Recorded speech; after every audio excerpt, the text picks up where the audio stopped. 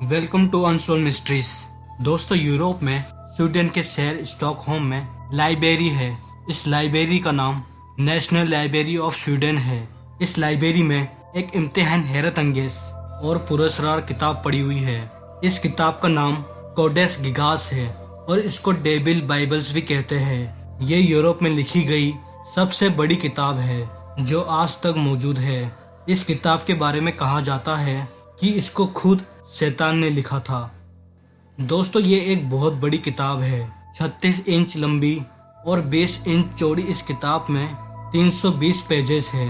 कहते हैं कि इसको गधे की खाल पे लिखा गया है और इस किताब को लिखने के लिए 160 गधों की खालों का इस्तेमाल किया गया था।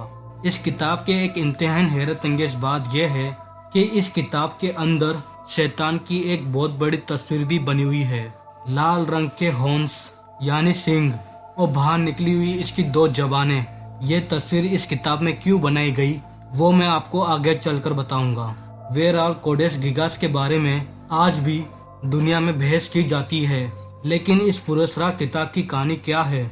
दोस्तों, ये कहानी 13वीं सेंचुरी में शुरू होती है।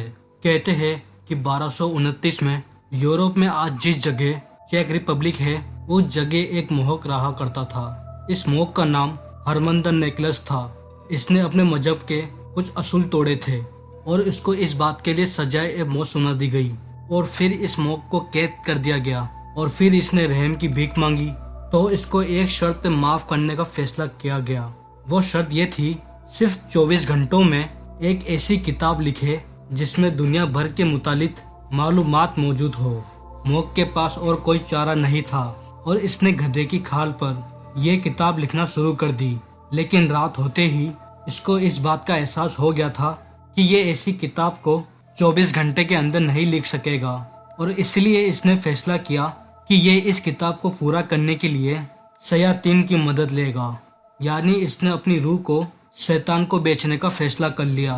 वैसे ये काम आज बहुत से सेलिब्रिटीज ओपनली करते हैं। खैर, कहानी इस तरह है, इस किताब को लिखने में उस रात शैतान ने खुद इस मौक की मदद की और दरअसल इतनी बड़ी किताब को शैतान ने खुद लिखा। इस किताब में जादू, तारीख, मुख्तलिफ बीमारियों का इलाज और इस जैसी कई बातें लिखी हुई है। और फिर जब ये किताब पूरी हो गई तो इस मौक ने शैतान का शुक्रिया अदा करने के लिए खुद एक किताब के पन्ने पर शैतान की एक बहुत बड़ी तस्वीर बना दी। इसके बाद इस मौक की जान तो बच गई, लेकिन ये किताब दुनिया भर में मशहूर होना शुरू हो गई। उस वक्त वहाँ रहने वाले मॉक्स ने इस किताब को रोमन एम्पायर के बादशाह किंग रुडोल्फ II को बेच दिया। किंग रुडोल्फ इस किताब से ऑब्सेस हो गया था और कहते हैं कि यह हर वक्त ये किताब पढ़ता रहता था। और दोस्तों, ये फिर बहुत जल्दी ही किंग रुडोल्फ पागल हो गया और इसको बादशाह करने के लिए अनफिट करार दे दिया गया था।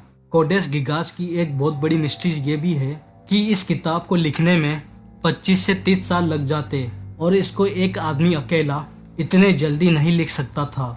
एक और हैरत अंगेज बात यह है कि इस किताब को जिस स्याही यानी इंक से लिखा गया है वो स्याही कीड़ों से बनी हुई है और रिसर्चर्स का मानना यह है कि इस किताब की लिखाई इस बात का सबूत है कि इस किताब को एक ही वक्त में बगैर किसी बक्से के लिखा गया है। इसके अलावा इसकी हैंड राइटिंग उस वक्त की किसी भी किताब में मौजूद नहीं है और यही वो सारी बातें हैं जो इस चीज को साबित करती है कि इस किताब को दरअसल खुद शैतान ने लिखा था, जिसकी तस्वीर भी इस किताब में बनाई गई है। खैर, असल हकीकत जो भी है, 1648 में स्वीडन की आर्मी ने चेक रिपब्लिक पर हमला कर दिया था और चेक रिपब्लिक के शहर प्राग को लूटना शुरू कर दिया। इसी लूटमार के दौरान इनको ये किताब भी मिल गई जो स्वीडिश फौजी अपने साथ वापस स्वीडन ले गए और आज ये पुरस्कार किताब स्वीडन की नेशनल लाइब्रेरी में मौजूद है।